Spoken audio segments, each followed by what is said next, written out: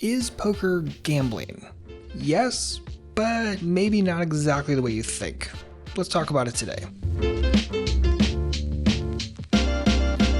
Good morning, how are we doing today? My name is James Sweeney, aka Splitsuit, and today we're going to talk about gambling and really break this thing down. So, in the worst possible way to start anything, let's start with a dictionary definition. How fun. So this is from Britannica and they say the following.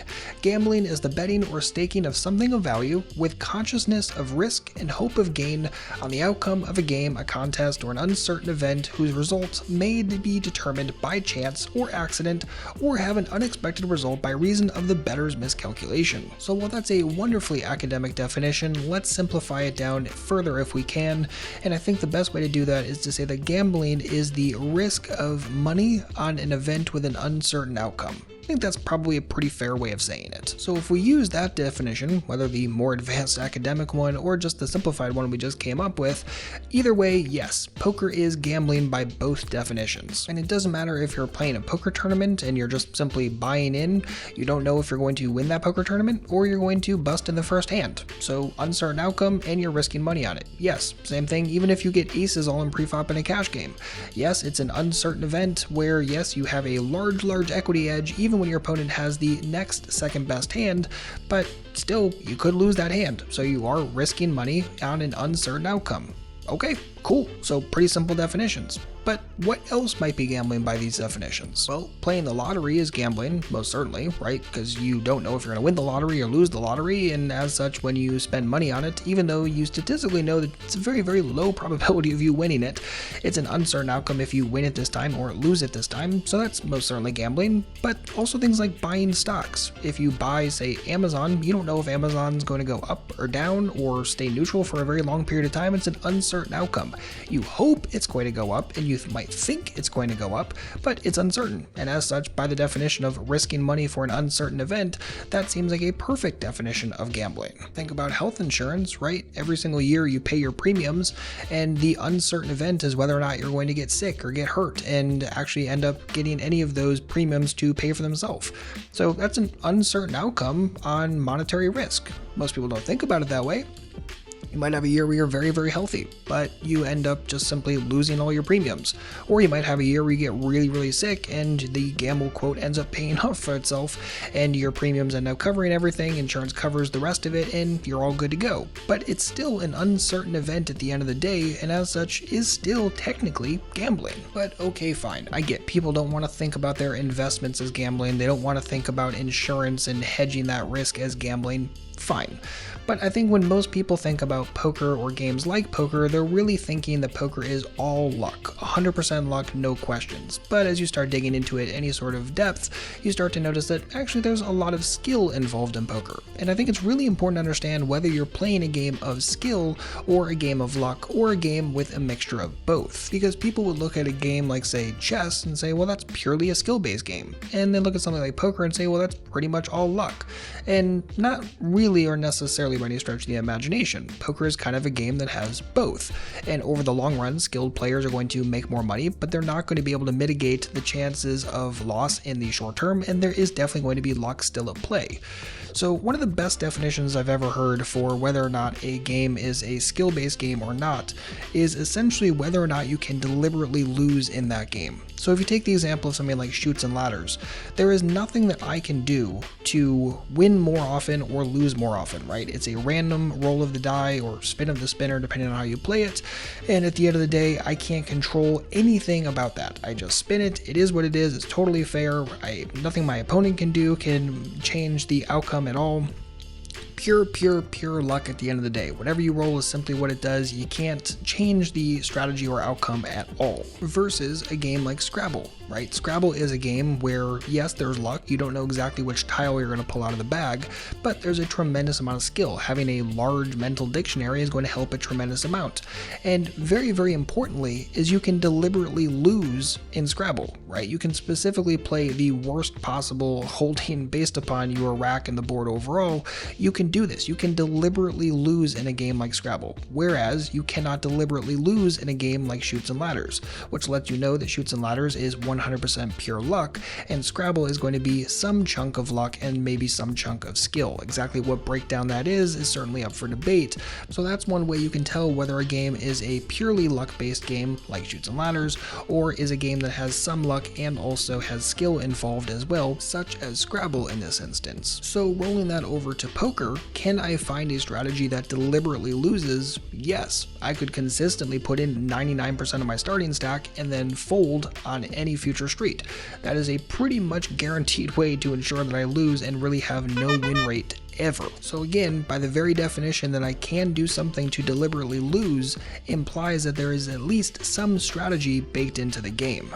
So, poker is not a 100% luck-based game. It simply can't be. But just because poker isn't a purely luck-based game doesn't mean that there aren't other variables at play, such as just general overall risk. You can play poker in a very, very risky way, or you can play poker in a way that starts to attempt to minimize that risk, especially in terms of your overall bankroll. There are also different edges that are available and different edges that you can grow over time as you increase your overall skill in the game, and then there's also overall edge potential and thinking about what you could possibly earn again as you put in more time, more study, as you put in more play.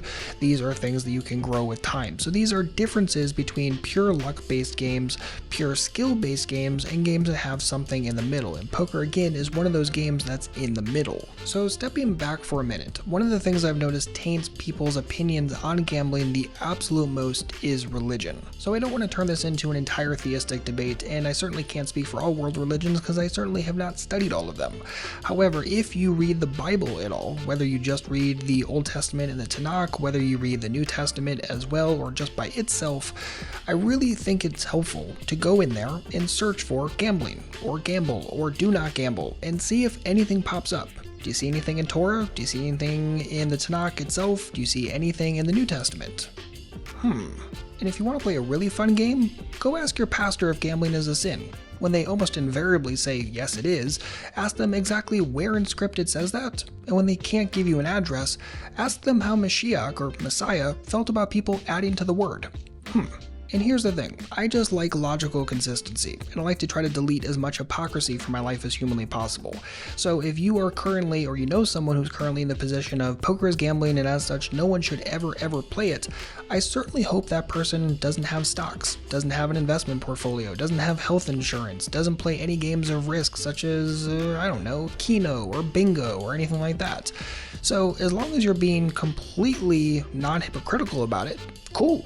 But if you're being hypocritical about it right this moment, I implore you to fully understand what poker actually is, what gambling actually is, and hopefully this video is helping with that, so that way you can actually derive a full understanding of what this game really is at the end of the day, and just as importantly, what it is not. Now, to clarify, there is definitely problem gambling, and there are people that have a problem with gambling, for sure, and for those people, please try to get them help.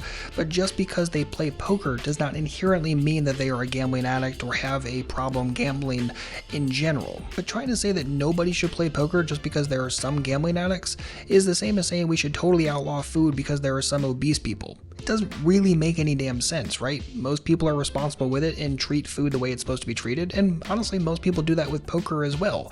So you really want to be sure that we're not kind of over-extrapolating things by any stretch of the imagination, which is what a lot of people try to do with gambling in general. So understand overall that when you're talking about something like poker, or really any game where there is a mixture between skill and luck overall, is that there is pure gambling, there is gambling with an edge, and there is gambling with extreme edges.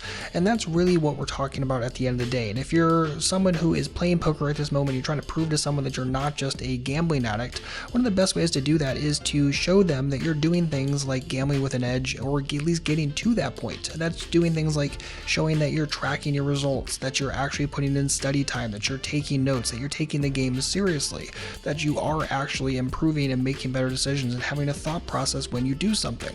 Because someone who is a pure gambling addict isn't going to do that stuff. So if you're someone someone who is trying to discern, is someone in my life, someone I love, is that person addicted to poker? Do they have a gambling addiction as it pertains to poker? This is one of the things you can ask them. Do you have your results tracked? Are you studying? Are you putting in any real work and effort to develop better edges? If yes, that's a good sign. If no, okay, maybe we do have a problem here and need to look into something. But if you're the kind of person who doesn't treat this as pure gambling and is looking to really establish your edges and grow more of your edge as it comes to your poker strategy, I would highly suggest signing up for Core if you haven't already. Core is the most A to Z comprehensive poker course ever created, really meant to turn you from a beginner into an intermediate player and even add some advanced skills into your skill set as well. With Core, you'll avoid many of the common pitfalls pure gambling poker players make, develop real pre-flop and post-flop edges, and build actual strategies for the games you play. Sign up for Core today by going to redchippoker.com/core. It's only $5 a week. Again, redchippoker.com/core to get started. Enroll today and just start doing a few lessons per day, and you're really going to see those edges start getting established quite quickly. But that's going to wrap it up for this one. I really hope you enjoyed. If you have any comments or questions, please don't hesitate to let me know. And again, if you're a poker player trying to work with a family member or a friend who just thinks that what you're doing is pure gambling, please share this video with them. And if you're watching this because a loved one plays poker and you're trying to make sure they're not a pure gambling addict, hopefully this helps you wrap your head around some basic definitions and understanding about what poker is at the end of the day. Is it a game that has some skill and some luck? 100%. Is it pure skill? No. Is it pure luck? 100% not. So understanding how you can understand poker overall and gambling overall, I really hope this helps you wrap your head around it and have a deeper relationship with your friend or family member. But as always, thank you so much for hanging out today. I really hope you enjoyed. If you need anything, don't hesitate to let me know. Otherwise, as always, good luck out there and happy grinding.